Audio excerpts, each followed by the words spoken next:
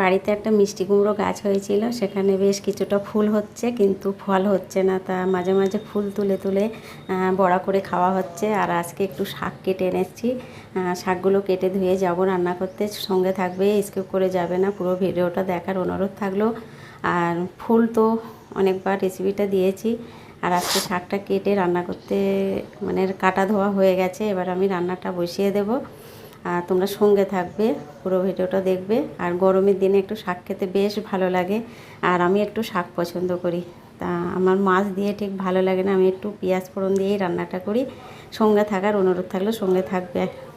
এই যে দেখো, আমি শাক তুলতে এসেছি একটা বাড়িতে, তুলসী গাছের ভিতরেই শাক গাছটা হয়েছিল। এখান থেকে এবার আমি কেটে ধুয়ে কিছু বেগুন আর আলু দিয়েছিলাম, দিয়ে কিন্তু আমি বলক জলে এটা সিদ্ধ করে নিয়েছি লবণ আর হলুদ দিয়ে। আর এখানে এবার বাটা মশলা দেব, আদা, সর্ষে, পোস্ত আর কিছু কাঁচা লঙ্কা ছিল, দিয়ে মশলাটা তুলে দিলাম। দিয়ে এবার কিন্তু নামিয়ে নেব। এবার আমি কড়াইতে তেল বসিয়ে দেব। তেলটা গরম হয়ে গেলে পেঁয়াজ দিয়ে দেব। পেঁয়াজটা ভালো ফোড়নটা হয়ে গেলে আমি সিদ্ধ করা ডাটা মানে সবজিটা তুলে দেব।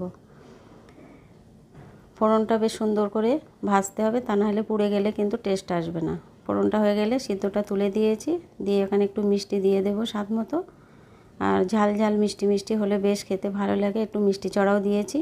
এবার ঝোলটা একটু মরে আসলে, মানে যখন রসা রসা মতো হয়ে আসবে, দেখো একদম ঝোলটা শুকিয়ে এসছে, এবার কিন্তু নামিয়ে নেব। এখানে আর কোনো মশলা কিন্তু দেব না, ওই সর্ষে বাটা, আদা, সর্ষে, কাঁচা লঙ্কা বাটা দিয়েই কিন্তু রান্নাটা করলাম।